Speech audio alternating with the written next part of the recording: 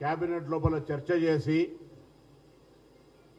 ఆ కేబినెట్ చర్చను శాసనసభలో ఉంచి శాసనసభలో అన్ని రాజకీయ పార్టీల సహకారంతో ఏకగ్రీవంగా బిల్లులు చేసి ఆ బిల్లులను గవర్నర్ గారి దగ్గరికి పంపి ఆ బిల్లులు గవర్నర్ గారు రాష్ట్రపతి గారికి ఆమోదానికి పంపిన అంశం అందరూ మీకు తెలుసు.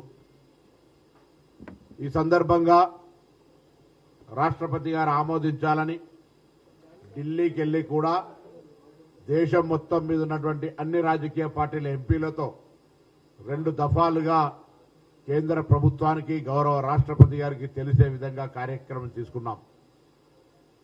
గవర్నర్ గారిని అన్ని రాజకీయ పార్టీల పక్షాన పోయి దీనికి వెంటనే పరిష్కార మార్గం చూపెట్టి చట్టబద్ధత కల్పించమని కోరినాం. గతంలో ఉన్నటువంటి న్యాయస్థానాల తీర్పుకు అనుగుణంగా అది ఇందిరా సహాని కేసు కావచ్చు, కృష్ణమూర్తి కేసు కావచ్చు, ఏ కేసు అయినా రిజర్వేషన్లకు సంబంధించిన అంశం మీద ప్రామాణికమైన లెక్కలుంటే రాష్ట్రాలకు సంబంధించినటువంటి పరిధి దాటనప్పుడు రాష్ట్రాల లోపలనే నిర్ణయం తీసుకునే అవకాశం ఉంది అనేటువంటి మాట ప్రకారంగా ఇటీవల కాలంలో తమిళనాడు ప్రభుత్వము వర్సెస్ రాష్ట్రపతి రాజ్యాంగంలో ఉన్నటువంటి గవర్నర్ల యొక్క పెండింగ్ బిల్లులకు సంబంధించి సుప్రీంకోర్టు జోక్యం చేసుకొని 3 నెలలు ఆమోదించినట్టయితే వాటిని డీమ్డ్ టు బి ఎగ్జిక్యూషన్ ఆమోదించుకున్నట్టుగానే భావించే విధంగా మరి నిర్ణయం తీసుకున్నటువంటి పరిస్థితులను లెక్కలో ఉంచుకొని తెలంగాణ ప్రజల ఆకాంక్షలకు అనుగుణంగా రాజకీయ పార్టీల అభిప్రాయ ప్రకారంగా ఉన్నటువంటి ప్రామాణిక లెక్కల ప్రకారంగా తెలంగాణ ప్రభుత్వం 42% రిజర్వేషన్లకు ముందుకు పోవడానికి జీవో నెంబర్ 9 ఇవ్వడం జరిగింది. జీవో నెంబర్ 9 ఇచ్చే సందర్భంగా తెలంగాణ బలహీన వర్గాల మంత్రులంగా, తెలంగాణ ప్రజాప్రతినిధులంగా, తెలంగాణ ప్రభుత్వం పక్షాన న్యాయస్థానాలకు ఎవరికైనా వెళ్లే హక్కు న్యాయస్థానం దర్వాజాలు 24 గంటల లోపల ఉంటాయి. కానీ ఇది కూడా ఒక న్యాయపరమైనటువంటి ప్రజాస్వామిక సామాజికమైనటువంటి మార్పుకు నాంది పలికేటువంటి నిర్ణయం. దీని మీద ఎవరు కూడా నోటికాడి ముద్దను చెడగొట్టద్దని ప్రాధేయపడి విజ్ఞప్తి చేసినాం. ఇలా మేమెవరికి చట్టపరంగా ఉన్నటువంటి ఎస్సీ ఎస్టీ రిజర్వేషన్లకు కానీ కేంద్రం 10% ఈడబ్ల్యూఎస్కు రిజర్వేషన్ ఇస్తున్నాడు కానీ మేము ఎవరికి వ్యతిరేకంగా కాదు. ఇప్పుడు తీసుకుంటున్న నిర్ణయం కూడా వారికి ఒక నయా పైసా కూడా హాని కలిగేటువంటి నష్టం కలిగే అంశం కాదు. మేము తెలంగాణలో తీసిన లెక్కల ప్రకారంగా ఆ ప్రామాణికమైనటువంటి లెక్కల ఆధారంగా ప్రజల అభిప్రాయం మేరకు, రాజకీయ పార్టీల అభిప్రాయం మేరకు ఈ నిర్ణయం తీసుకొని ముందుకు పోతున్న సందర్భంలో కోర్టు కూడా ఒక దశలో మెరిట్ మీద మళ్ళీ 8వ తారీఖు వింటాం. మీ ఎన్నికల నోటిఫికేషన్ కానీ మీ ప్రక్రియ కొనసాగించుకోవని చెప్పినందుకు కోర్టుకు ధన్యవాదాలు తెలియజేస్తూ భవిష్యత్తులో కూడా సామాజిక న్యాయానికి ఒక మార్పు జరుగుతున్నప్పుడు ప్రజాస్వామ్యంలో కొన్ని అంశాలకు సంబంధించి చారిత్రాత్మకమైనటువంటి నిర్ణయాలు ఎక్కడో ఒక ఆడ పురిటి నొప్పులు దాటి బయట పడాల్సి వస్తుంది. మేము కూడా ఈ కార్యాచరణ మొత్తంలో అనేక పురిటి నొప్పులు, అనేకమైనటువంటి అడ్డంకులను ఎదుర్కొని, అనేకమైనటువంటి అవాంతరాలను ఎదుర్కొని ఇలా ఈ స్థాయి దాకా తెలంగాణ బలహీన వర్గాలకు సంబంధించినటువంటి అంశం వచ్చింది. అలా నేను తెలంగాణలో ఉన్నటువంటి సామాజికవాదులు, ఒక బలహీన వర్గాలు, ఒక దళిత సంఘాలు, ఒక గిరిజన సంఘాలు కాదు, సామాజికంగా కోణం నుంచి ఆలోచించి సామాజిక న్యాయం కాంక్షించే ప్రతి వ్యక్తి ఇప్పుడు ప్రభుత్వం చేసినటువంటి నిర్ణయాన్ని ఎన్నికల ప్రక్రియకు సహకరించే విధంగా న్యాయస్థానంలో జరిగేటువంటి ఉత్తర ప్రత్యుత్తరాలు కావచ్చు, లేదా అక్కడ పడేటువంటి మన వాదనను వినిపించడానికి సోమోటగా అందరూ కూడా సానుకూలంగా ఈ న్యాయపరమైనటువంటి సామాజిక న్యాయ నిర్ణయానికి మద్దతునివ్వమని హృదయపూర్వకంగా విజ్ఞప్తి చేస్తా ఉన్నాం. అంతేకాదు శాసనసభలో చర్చ జరిగినప్పుడు లేదా బయట రాజకీయ వేదికలలో బలహీన వర్గాలకు సంబంధించి పూర్తిగా 100% మా రాజకీయ పార్టీ మద్దతు అని చెప్పడమే కాదు, శాసనసభలో నిజంగా కూడా మరి బిల్లు ఏకగ్రీవంగా పాస్ కావడానికి సహకరించారు. ఇవాళ నేను, శ్రీహరి గారు, తెలంగాణ రాష్ట్ర బలహీన వర్గాల నాయకత్వం అన్ని రాజకీయ పార్టీలకు ఇంక్లూడ్ కాంగ్రెస్ పార్టీతో సహా హైకోర్టులో 8వ తారీఖు నుంచి వాదనలు ప్రతివాదనలు ఉంటాయి.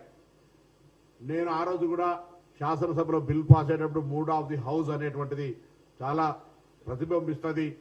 తప్పకుండా ఇది ఒక పరిగణలోకి తీసుకోబడే అంశమని నేను అనేక సందర్భాల్లో ఆ రోజు చెప్పినాం, అందరికి విజ్ఞప్తి చేసిన.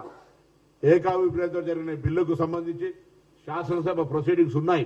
కానీ రాజకీయ పార్టీగా మళ్ళొక్కసారి ఈ బలహీన వర్గాలకు సంబంధించిన 42% రిజర్వేషన్ సామాజిక న్యాయానికి, సామాజిక విప్లవానికి మార్గదర్శకత్వం మా రాజకీయ పార్టీగా మేము దీనికి 100% సహకరించడమే కాదు, శాసనసభలో బిల్లులో కూడా మేము మద్దతు ఇచ్చినామని చెప్తూ ఒక అఫిడవిట్ కానీ మీ లీగల్ సెల్ ద్వారా హైకోర్టు చీఫ్ జస్టిస్ కానీ బెంచ్కి కానీ పూర్తి సవివరంగా మీ రాజకీయ పార్టీ అభిప్రాయాన్ని తెలియజేసి ఈ వాదన లోపల సామాజిక న్యాయ వాదనకు బలాన్ని ఇవ్వమని చెప్పి సందర్భంగా నేను విజ్ఞప్తి చేస్తా ఉన్నాం. మేము చేసే విజ్ఞప్తి అన్ని రాజకీయ పార్టీలకు సంబంధించి కాంగ్రెస్తో పాటుగా, టీఆర్ఎస్తో పాటుగా BJP, CPI, CPM, MIM, Loksatta, Janasatta, Janasena అన్ని రాజకీయ పార్టీలు మేము రాజకీయ పార్టీ అనుకునే ప్రతి ఒక్కరు కూడా శాసనసభలో ఉన్నటువంటి పార్టీలతో సహా బయట కూడా అందరూ ఈ సామాజిక న్యాయ నిర్ణయానికి మా పార్టీ కట్టుబడి ఉంది. న్యాయస్థానం దీన్ని పరిగణలోకి తీసుకోవాలి. తప్పకుండా 42% రిజర్వేషన్లను కొనసాగించే విధమైనటువంటి అభ్యర్థనను గౌరవ చీఫ్ జస్టిస్ కు బెంచ్కు ఇవ్వమని అన్ని రాజకీయ పార్టీలకు ఈ సందర్భంగా విజ్ఞప్తి చేస్తా ఉన్నాం. తప్పకుండా మీరందరూ స్పందించి ప్రత్యక్షంగా పర్సనల్ కూడా మేము ఆయా పార్టీల ఫ్లోర్ లీడర్లతోటి, అదేవిధంగా పార్టీ అధ్యక్షులతో కూడా నేను గారిని, కొండ సురేఖ గారు కానీ లేదా వాకిటి శ్రీ గారితో పాటుగా బలహీన వర్గాలకు సంబంధించినటువంటి వాళ్ళు కానీ పార్టీ పెద్దలు అందరం కూడా పోయి కలుస్తాం. ఇలా రాజకీయమైనటువంటి బేషిజాలకు సంబంధించిన అంశం కాదు. 29 రాష్ట్రాల్లో, దేశంలో అనేకమైన అంశాలున్నాయి. గిరిజన ప్రాంతాల్లో చాలా రాష్ట్రాల్లో, ఈశాన్య రాష్ట్రాల్లో గిరిజనులు ఎక్కువగా ఉన్నారు కాబట్టి వాళ్ళకి 90-80% రిజర్వేషన్ల ప్రక్రియ జరుగుతూ ఉంది. ఇక్కడ 50% క్యాప్ గురించి కూడా కొంతమంది అవగాహన లేకుండా మాట్లాడుతూ ఉన్నారు. 50% క్యాప్ అనేది రాజ్యాంగంలో మార్చుకునేటువంటి అవకాశం ఉన్నటువంటి అంశము. 10% ఈడబ్ల్యూఎస్ ఇచ్చినప్పుడు ఆల్రెడీ 50% క్యాప్ ఎత్తేయబడింది. కాబట్టి దానికి సంబంధించి ఆర్గ్యుమెంట్స్ అన్ని కూడా జరుగుతాయి. కానీ ఇలా ఒకటే ఒక మాట అందరికీ, బతుకమ్మ పండుగ జరుగుతూ ఉంది, ఇలా దసరా పండుగ వస్తూ ఉంది. తెలంగాణలోను కానీ దేశవ్యాప్తంగా బలహీన వర్గాలు ఓహో తెలంగాణలో ఇలా ఒక సామాజిక న్యాయానికి మార్గం పడ్డది. అక్కడ ముఖ్యమంత్రి రేవంత్ రెడ్డి గారు దీనికి సంబంధించి నాయకత్వం వహిస్తా ఉన్నారు. వాళ్ళ నాయకుడు రాహుల్ గాంధీ గారు జితనే ఆబాదీ ఉతనే ఇచ్చేదారి అనేటువంటి అంశం ప్రక్రియ ప్రారంభమైంది అనేటువంటి ఒక మాట చర్చ జరుగుతున్న సందర్భంలో నోటికాడి ముద్దను ఎగ్గొట్టే ప్రయత్నం వద్దు. మళ్ళీ చెప్తాను, మేము ఎవరి కంచంలోకే తీసుకొని తిట్టలేము. ఎవరిని అన్యాయం జరిగే విధంగా మా చర్య లేదు. మేము మా వర్గాలకు సంబంధించి న్యాయం జరగమని కోరుతా ఉన్నాం. దీన్ని ప్రస్ఫుటంగా ఘర్షణ లేదు, అభ్యర్థన. న్యాయపరంగా అడుగుతా ఉన్నాం, చట్టపరంగా చేసుకుంటా ఉన్నాం. చట్టం ప్రభుత్వంలో చేతిలో పరిపాలనలో ఉన్న ప్రభుత్వం పూర్తిగా సానుకూలంగా ఉంది.